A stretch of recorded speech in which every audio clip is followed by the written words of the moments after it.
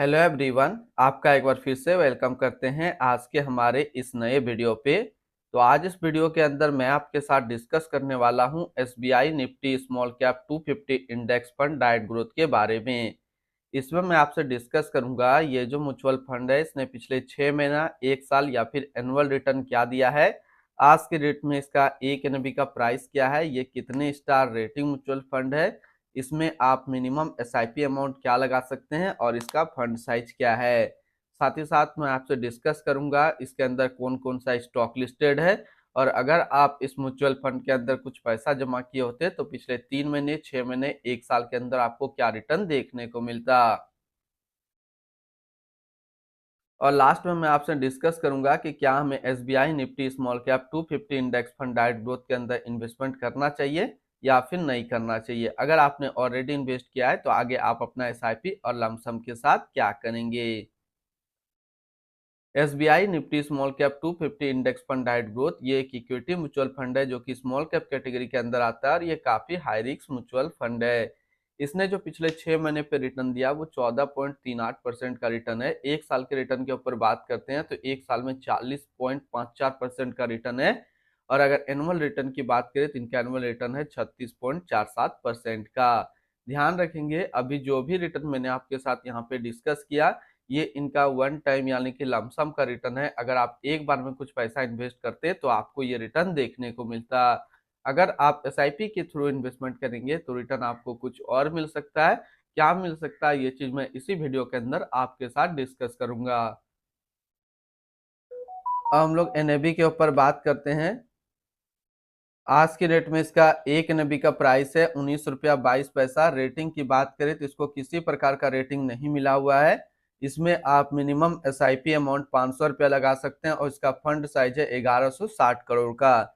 यानी कि अभी तक SBI Nifty small cap 250 index fund के अंदर जो टोटल पैसा लगा हुआ है वो 1160 करोड़ रुपया लगा हुआ है। अब बात करते हैं रिटर्न कैलकुलेटर के ऊपर में कि अगर आप इस म्यूचुअल फंड के अंदर कुछ पैसा जमा करते तो फिर आपको क्या रिटर्न देखने को मिलता। अगर आप इस म्यूचुअल फंड के अंदर 5,000 रुपया पर मंथ जमा करते हैं तो 6 महीने में आपका पैसा जमा होता 30,000, आपको मिलता 30,656 रुपया। यानी कि 6 महीने पे एसआईपी के थ्रू करीब आपको 2% का रिटर्न देखने को मिलता। और एक साल की बात करें तो एक साल में आपका पैसा जमा होता 60,000, आपको मिलता 67,573 रुपया। यानी कि एक साल में एसआईपी के थ्रू करीब आपको 12% का रिटर्न देखने को मिलता। लमसम की बात करते हैं कि अगर आप इस म्यूचुअल फंड के अंदर एक बार में 1 लाख रुपया का लमसम करते तो फिर 6 महीने पे आपका 1 लाख रुपया 1,06,49 रुपया होता, और एक साल में आपका 1 लाख रुपया 1,40,540 रुपया होता। अगर आप म्यूचुअल फंड में इन्वेस्टमेंट करना चाहते हैं तो आपको सबसे पहले एक डीमेट अकाउंट ओपन करना होगा। तो इस वीडियो के डिस्क्रिप्शन में मैंने एक अप स्टॉक का डीमेट अकाउंट का रेफरल लिंक दिया है। अगर आप मेरे रेफरल लिंक से अपना डीमेट अकाउंट ओपन करते हैं तो फिर आपको अकाउंट ओपनिंग या फिर अकाउंट मेंटेनेंस का कोई भी चार्ज नहीं देना होगा। होल्डिंग की बात करें तो इसके अंदर जो टोटल स्टॉक लिस्टेड है वो टोटल 250 स्टॉक लिस्टेड है।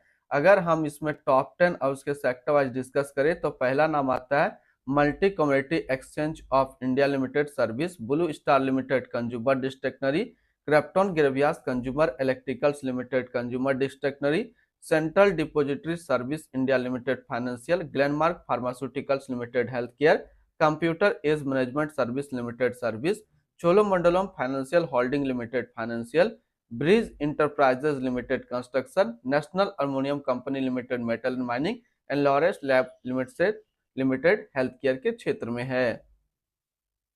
इसकी होल्डिंग एनालिसिस की बात करें तो इक्विटी पे है 100%, और इसकी इक्विटी सेक्टर एलोकेशन की अगर बात करें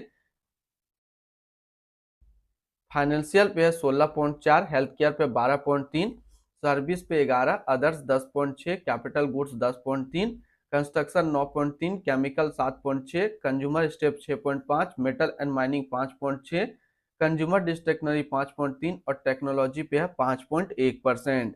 यानी कि अगर आप SBI Nifty small cap 250 index fund के अंदर अपना पैसा इन्वेस्ट करते हैं तो आपका पैसा इन सारी कैटेगरी पे डिस्ट्रीब्यूट होकर के लगेगा। इनके एडवांस रेशियो की अगर बात करें तो उसका प्राइस टू अर्निंग रेशियो 33.44 और पीबी रेशियो 4.58। अगर आप इस म्यूचुअल फंड के अंदर अपना पैसा इन्वेस्ट करना चाहते हैं तो फर्स्ट टाइम मिनिमम लमसम 5,000 रुपये का करना होगा, और अगर सेकंड टाइम भी लमसम करना चाहे तो सेकंड टाइम आप 1,000 का लमसम कर सकते हैं। एसआईपी की बात करते हैं तो इसमें आप मिनिमम एसआईपी 500 रुपया लगा सकते हैं। रिटर्न एंड रैंकिंग के ऊपर बात करते हैं और सबसे पहले बात करते हैं SBI Nifty small cap 250 index fund का फंड रिटर्न, जो कि है 6 महीने पे 12.1, एक साल में 47.4 और एनुअल है 93.5 का। वहीं पे इस कैटेगरी का जो एवरेज रिटर्न होता है यानी कि equity small cap mutual fund का एक साल में 41, तो यहाँ से देखेंगे ये एक साल में अपना कैटेगरी एवरेज से ज्यादा रिटर्न निकाल करके दे रहा है। तो अगर आपने already SBI Nifty small cap 250 index fund के अंदर अपना इन्वेस्टमेंट किया हुआ है तो फिर आप अपना एसआईपी और लमसम को कंटिन्यू रखेंगे अभी। हालांकि अभी मार्केट क्रैश हुआ है, इसके बावजूद भी मार्केट जो है अभी रिकवर करने के काफी चांसेस दिख रहे हैं, तो जल्दी ही रिकवर हो जाएगा जितना नेगेटिव रिटर्न है। और जो फ्रेश बाय करना चाह रहे हैं तो वो भी बिल्कुल बाय कर सकते हैं। टारगेट क्या होना चाहिए अगर आप इस म्यूचुअल फंड के अंदर अपना इन्वेस्टमेंट करते हैं तो लमसम और एसआईपी का, तो लमसम में मैं टारगेट दूंगा छोटा सा 5 साल का और एसआईपी 7 साल का। तो ये 5-7 का फॉर्मूला याद रखेंगे SBI Nifty small cap 250 index के अंदर। 5 साल लमसम, एसआईपी 7 साल। अगर आप इतना टाइम तक कंटिन्यू इस म्यूचुअल फंड के साथ बने रहते हैं तो फिर ये म्यूचुअल फंड आपको काफी अच्छा रिटर्न दे देगा। अगर इसके आसपास इसी तरीके का सिमिलर फंड्स की बात करें स्मॉल कैप का, तो इनसे बेटर एक और है जो कि है Tata small cap fund diet growth. 5 star rating mutual fund है, एक साल का रिटर्न है 50.4, 3 साल में 26.7 और फंड साइज है 9319 करोड़ का। तो आप इनको भी आप अपने पोर्टफोलियो पे रख सकते हैं। इनकी एक्सपेंस रेशियो के ऊपर बात करें तो इनका एक्सपेंस रेशियो है 0.39% का। एग्जिट लोड की बात करते हैं, अगर आप इन्वेस्ट किया हुआ पैसा 30 दिनों के अंदर निकालेंगे तो फिर आपको 0.25% का एग्जिट लोड देना होगा। और स्टम्प ड्यूटी की बात करें तो स्टम्प ड्यूटी है 0.005%। टैक्स इंप्लानेशन की बात करते हैं, अगर आप इन्वेस्ट किया हुआ पैसा एक साल के अंदर निकालेंगे तो जो भी आपका रिटर्न होगा उस पर आपको 20% का टैक्स पेमेंट करना पड़ेगा। और अगर आप एक साल के बाद इससे अपना पैसा निकालते हैं, एक साल में 1,25,000 का रिटर्न बनता है, तो फिर आपको 12.5% का टैक्स पेमेंट करना होगा।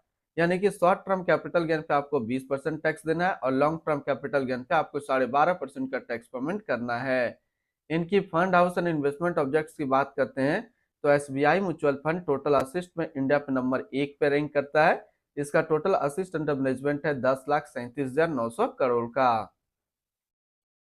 SBI Nifty small cap 250 index fund diet growth, ये एक इक्विटी म्यूचुअल फंड है जो कि लॉन्च किया गया एसबीआई म्यूचुअल फंड की तरफ से। हर्ष सेठी अभी इस फंड का करंट फंड मैनेजर है। इस फंड का करंटली असिस्ट अंडर मैनेजमेंट है 10,37,900 करोड़ का और लेटेस्ट ने भी है 19 रुपया 22 पैसा।